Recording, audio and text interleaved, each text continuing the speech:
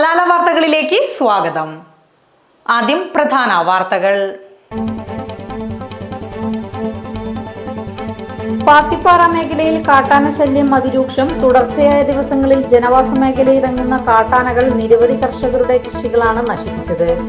കൃഷിനാശം വരുത്തിയ സ്ഥലങ്ങളിൽ CPM നേതാക്കൾ സന്ദർശിച്ചു.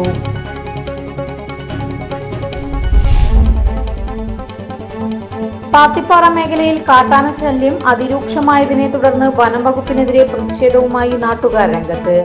നഗരസഭാ കൗൺസിലർ സുരേഷ് പാത്തിപ്പാറയുടെ നേതൃത്വത്തിൽ 20ഓളം വരുന്ന പ്രദേശവാസികൾ നിലമ്പൂർ നോർത്ത് DFO ഓഫീസിലെത്തി നിവേദനം നൽകി. നിയമസഭാ തെരഞ്ഞെടുപ്പിന് മുന്നോടിയായി ജില്ലയിൽ ഒരുക്കങ്ങൾ പൂർത്തിയായതായി ജില്ലാ കളക്ടർ ഡോക്ടർ വിനയ് ഗോയൽ വാർത്താസമ്മേളനത്തിൽ അറിയിച്ചു. ജില്ലയിലെ വോട്ടർ പട്ടിക, പോളിംഗ് സ്റ്റേഷനുകൾ, ഉദ്യോഗസ്ഥരുടെ വിന്യാസം, സുരക്ഷാ ക്രമീകരണങ്ങൾ എന്നിവ പൂർത്തിയായതായും കളക്ടർ. നിലമ്പൂർ നിയോജക മണ്ഡലത്തിൽ കഴിഞ്ഞ 9.5 വർഷത്തെ വികസന മുരടിപ്പിന് അറുതി വരുത്താനായെന്ന് UDF സ്ഥാനാർത്ഥി ആര്യാടൻ ഷൗക്കത്ത്. MLA ആയി ചുമതലയേറ്റ് കേവലം 200 ദിവസം കൊണ്ട് 200 കോടിയുടെ വികസനം കൊണ്ടുവരാനായെന്നും ആര്യാടൻ ഷൗക്കത്ത്.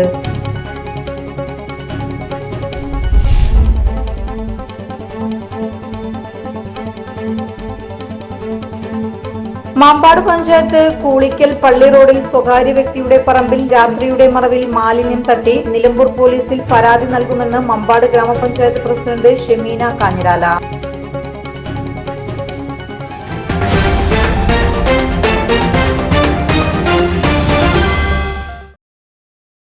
പാത്തിപ്പാറ മേഖലയിൽ കാട്ടാന ശല്യം അതിരൂക്ഷം. തുടർച്ചയായ ദിവസങ്ങളിൽ ജനവാസ മേഖലയിലിറങ്ങുന്ന കാട്ടാനകൾ നിരവധി കർഷകരുടെ കൃഷികളാണ് നശിപ്പിച്ചത്. കൃഷിനാശം വരുത്തിയ സ്ഥലങ്ങളിൽ CPM നേതാക്കൾ സന്ദർശിച്ചു.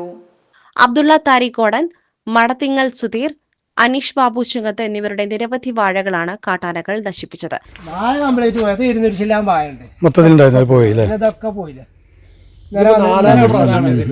എന്നും പേരാണ്, ഒരു നിയന്ത്രണമില്ല, എന്നും പേര്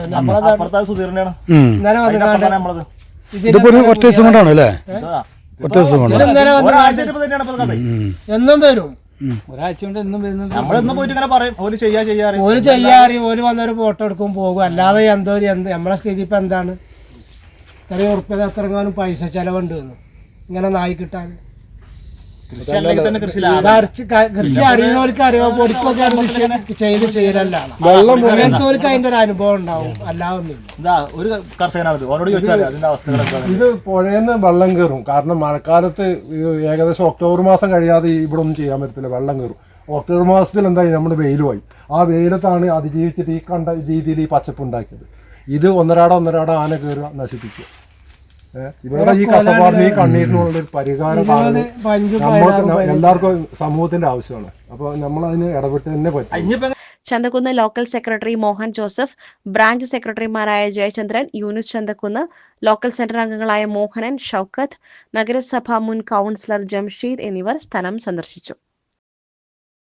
പാത്തിപ്പാറ മേഖലയിൽ കാട്ടാന ശല്യം അതിരൂക്ഷമായതിനെ തുടർന്ന് വനം വകുപ്പിനെതിരെ പ്രതിഷേധവുമായി നാട്ടുകാർ രംഗത്ത്. നഗരസഭാ കൗൺസിലർ സുരേഷ് പാത്തിപ്പാറയുടെ നേതൃത്വത്തിൽ 20ഓളം വരുന്ന പ്രദേശവാസികൾ നിലമ്പൂർ നോർത്ത് DFO ഓഫീസിലെത്തി നിവേദനം നൽകി. കഴിഞ്ഞ ഒരാഴ്ചയായി പാത്തിപ്പാറയിൽ 5ഓളം കാട്ടാനകളാണ് വ്യാപകമായ കൃഷിനാശം വരുത്തുന്നത്. കരിമ്പുഴയും പുന്നപ്പുഴയും കടന്നെത്തുന്ന ആനകൾ ജനവാസ മേഖലകളിലും വീട്ടുതൊടികളിലും സജീവമാണ്. രാത്രികാലങ്ങളിൽ ടാപ്പിംഗ് തൊഴിലാളികൾ, പാൽ വിതരണക്കാർ എന്നിവർക്ക് പുറത്തിറങ്ങുവാൻ കഴിയാത്ത അവസ്ഥയാണെന്ന് നാട്ടുകാർ പരാതിപ്പെട്ടു. ഇതിനൊരു പരിഹാരം ഉണ്ടായില്ലെങ്കിൽ നാട്ടിൽ ജനങ്ങൾ എല്ലാവരെയും കൂടി ഞങ്ങൾ ഇതിന്റെ മുന്നിൽ വന്ന് കിടക്കും. പെട്ടെന്ന് ഇതിനൊരു ശാശ്വതമായ പരിഹാരം ഉണ്ടാകണം. RRT ടീം വിളിക്കുമ്പോൾ അവര് ഒന്നൊരു പടക്കം പൊട്ടിച്ചിട്ട് പോകും. അതുകൊണ്ട് കാര്യമില്ല. ആനകള് കൃഷികൾ ഏകദേശം നശിപ്പിച്ച് തീർന്നു കഴിഞ്ഞു. അപ്പം ജനവാസ മേഖലയിലേക്കും മെയിൻ റോഡിൽ കൂടെ ഒക്കെ നടന്നു ഓരോ വീടിന്റെ മുറ്റത്തും വന്നപ്പോൾ ചക്ക വരക്കലൊക്കെ തുടങ്ങി. അപ്പൊ ഞങ്ങളുടെ ജീവന് തന്നെ ഭയങ്കര ഭീഷണിയായിരിക്കുകയാണ്.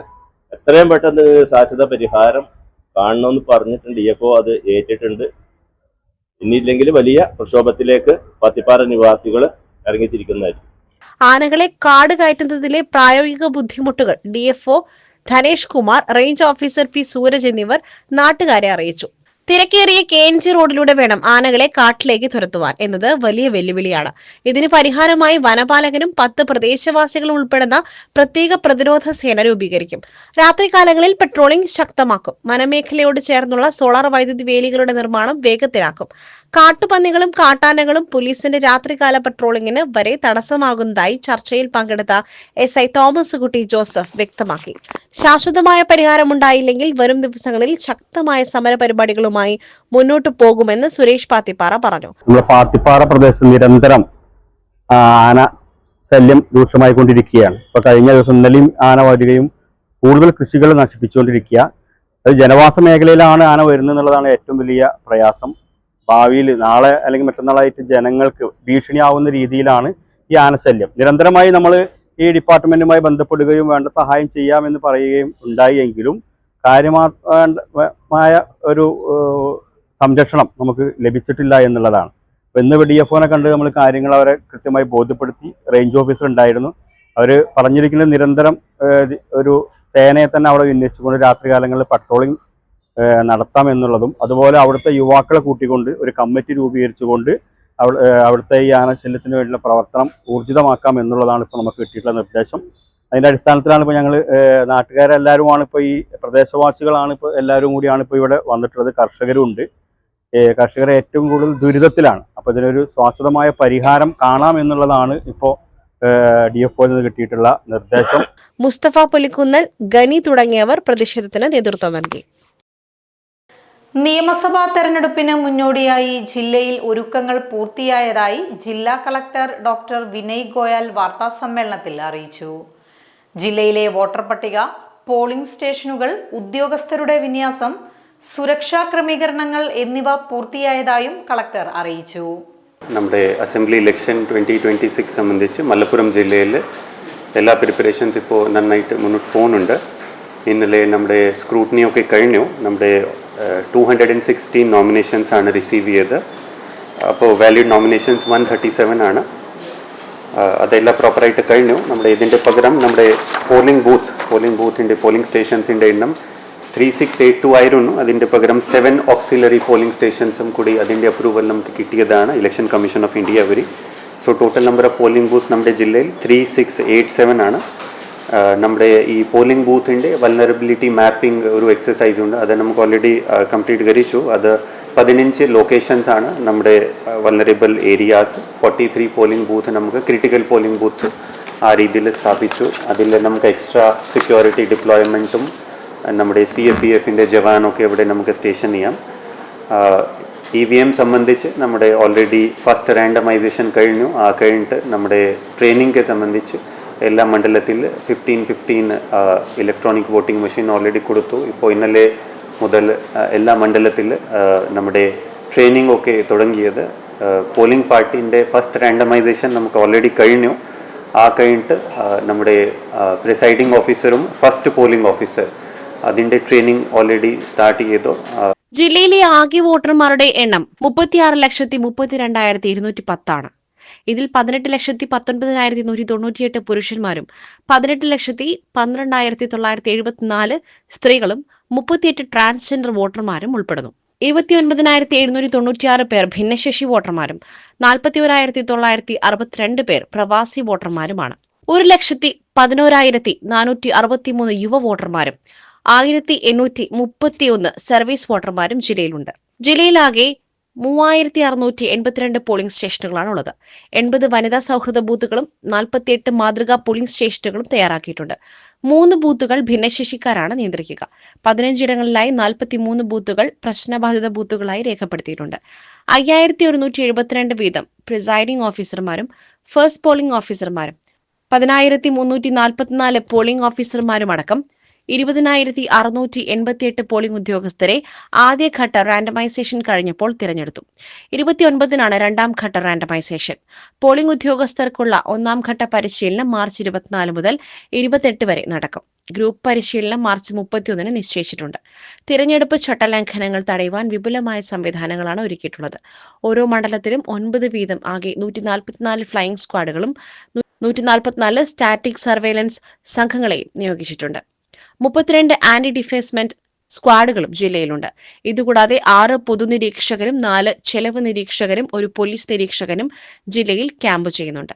സുരക്ഷയ്ക്കായി BSFന്റെ 2 കമ്പനികൾ നിലവിൽ ജില്ലയിലുണ്ട്. 7 കമ്പനികൾ കൂടി ഉടനെത്തും. 4603 വീതം ബാലറ്റ് യൂണിറ്റുകളും കൺട്രോൾ യൂണിറ്റുകളും വോട്ടെടുപ്പിനായി സജ്ജമാണ്. ഇവയുടെ പ്രാഥമിക പരിശോധന പൂർത്തിയായി. 4971 വിവിപാറ്റുകളും തയ്യാറാക്കിയിട്ടുണ്ട്.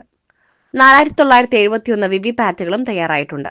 13 ഇടങ്ങളിലായി 16 വിതരണ സ്വീകരണ കേന്ദ്രങ്ങളും 7 ഇടങ്ങളിലായി 16 വോട്ടെണ്ണൽ കേന്ദ്രങ്ങളും ക്രമീകരിച്ചിട്ടുണ്ട്. ജില്ലയിൽ ഇതുവരെ ലഭിച്ചത് 216 നാമനിർദ്ദേശ പത്രികകളാണ്. ഇതിൽ 137 എണ്ണം സാധുവാണെന്ന് ജില്ലാ കളക്ടർ അറിയിച്ചു. നിയമസഭാ തെരഞ്ഞെടുപ്പിൽ മലപ്പുറം ജില്ലയിൽ 3 ഇൻക്ലൂസീവ് പോളിംഗ് ബൂത്തുകൾ സജ്ജമാക്കുമെന്ന് ജില്ലാ കളക്ടർ ഡോക്ടർ വിനയ് ഗോയൽ അറിയിച്ചു.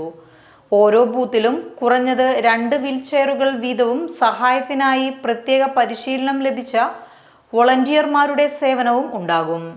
ഒരു ജില്ലയിൽ കുറഞ്ഞത് 100% ഭിന്നശേഷി സൗഹൃദമായ ഒരു പോളിംഗ് സ്റ്റേഷനെങ്കിലും ഉണ്ടായിരിക്കണമെന്ന ചീഫ് ഇലക്ടറൽ ഓഫീസറുടെ നിർദ്ദേശത്തെ തുടർന്ന് മഞ്ചേരി നിയോജക മണ്ഡലത്തിൽ ഉൾപ്പെട്ട Manjeri government boys higher secondary school booth number 138, Malappuram നിയോജക മണ്ഡലത്തിലെ Malappuram government college booth number 152, Tirur നിയോജക മണ്ഡലത്തിലെ Poroor aided Mappila lower primary school booth number 57 എന്നിവയാണ് 100% ഭിന്നശേഷി സൗഹൃദമായ പോളിംഗ് ബൂത്തുകളായി നിശ്ചയിച്ചത്.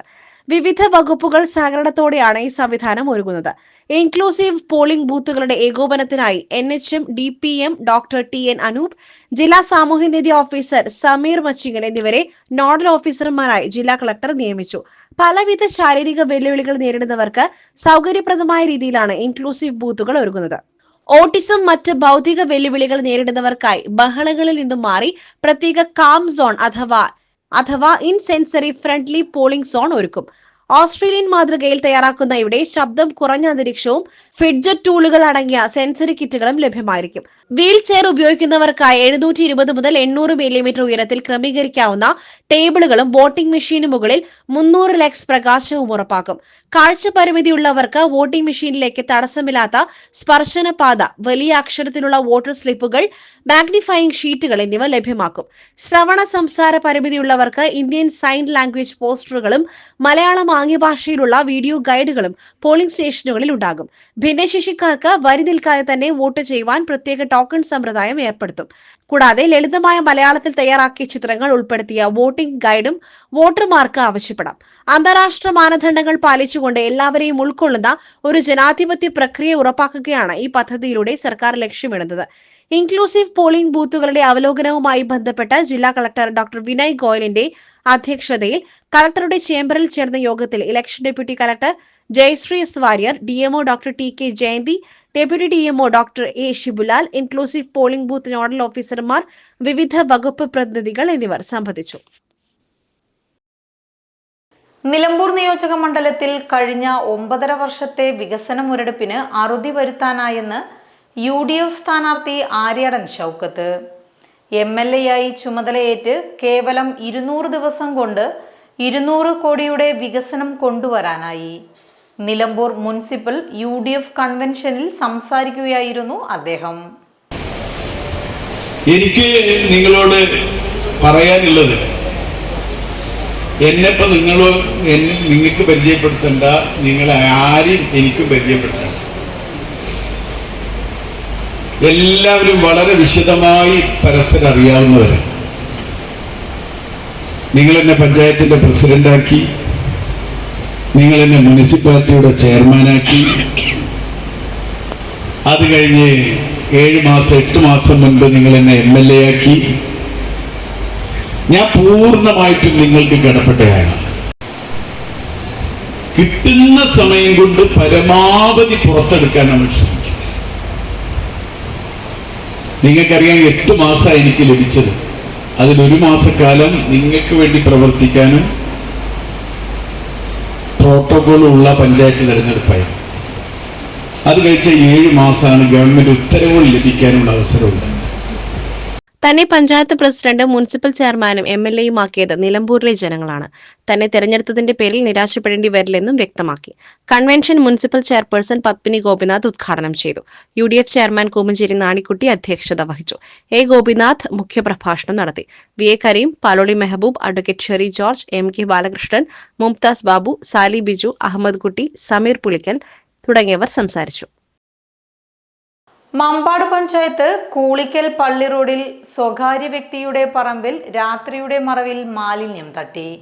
നിലമ്പൂർ പോലീസിൽ പരാതി നൽകുമെന്ന് മമ്പാട് ഗ്രാമപഞ്ചായത്ത് പ്രസിഡന്റ് ഷെമീന കാഞ്ഞിരാല. കൂളിക്കൽ ഫർണിച്ചർ ഷെഡിന്റെ പിന്നിലൂടെയുള്ള റോഡിലൂടെ ആളൊഴിഞ്ഞ പറമ്പിലാണ് ടിപ്പർ ലോറിയിൽ വേസ്റ്റ് ടാങ്കിൽ നിന്നുമുള്ള വേസ്റ്റ് തട്ടിയിട്ടുള്ളത്.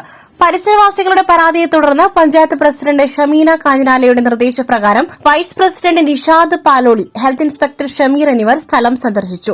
പരിസരത്തുള്ള CCTV-കൾ പരിശോധിക്കുവാനും നിലമ്പൂർ പോലീസിൽ പരാതിയും നൽകും. ആളൊഴിഞ്ഞ പറമ്പിൽ തോടിന് സമീപമാണ് മാലിന്യം തട്ടിയിട്ടുള്ളത്. മഴ പെയ്താൽ അത് തോട് വഴി ഒഴുകി പുഴയിലെത്തുവാനും കുടിവെള്ളത്തിൽ കലരുവാനും സാധ്യതയുണ്ടെന്നും പരിസരവാസികൾ പറയുന്നു. ചാലിയാർ പഞ്ചായത്തിൽ LDF തെരഞ്ഞെടുപ്പ് കൺവെൻഷൻ നടന്നു. CPM ജില്ലാ കമ്മിറ്റി അംഗം K ഭാസ്കരൻ ഉദ്ഘാടനം നിർവഹിച്ചു. നിഷീദ് അകമ്പാടം അധ്യക്ഷത വഹിച്ച ചടങ്ങിൽ K വിശ്വനാഥൻ സ്വാഗതവും മുസ്തഫ കല്ലിങ്ങൽ നന്ദിയും പറഞ്ഞു. നിയമസഭാ തെരഞ്ഞെടുപ്പിന്റെ ഒരുക്കങ്ങൾ വിലയിരുത്തുന്നതിനായി വിവിധ ചുമതലകൾ വഹിക്കുന്ന ജില്ലാതല നോഡൽ ഓഫീസർമാരുടെ യോഗം ജില്ലാ തെരഞ്ഞെടുപ്പ് ഓഫീസർ കൂടിയായ ജില്ലാ കളക്ടർ ഡോക്ടർ വിനയ് ഗോയലിന്റെ നേതൃത്വത്തിൽ ചേർന്നു. തിരഞ്ഞെടുപ്പുമായി ബന്ധപ്പെട്ട മനുഷ്യവിഭവശേഷി മാനേജ്മെന്റ്, ഗതാഗത സംവിധാനങ്ങൾ, EVM management, material management, ballot paper, electoral roll, പെരുമാറ്റച്ചട്ട നിരീക്ഷണം, ഉദ്യോഗസ്ഥ പരിശീലനം, expenditure monitoring, media monitoring and certification, IT cyber സുരക്ഷ, webcasting, control room, communication plan, പരാതി പരിഹാര സെൽ തുടങ്ങിയ വിവിധ വകുപ്പുകളുടെ പ്രവർത്തനങ്ങൾ യോഗം വിലയിരുത്തി. ഈ വകുപ്പുകളുടെ ചുമതലയുള്ള നോഡൽ ഓഫീസർമാർ യോഗത്തിൽ പങ്കെടുത്തു. ഇതോടെ ഈ വാർത്താ ബുള്ളറ്റിൻ സമാപിക്കുന്നു. നമസ്കാരം.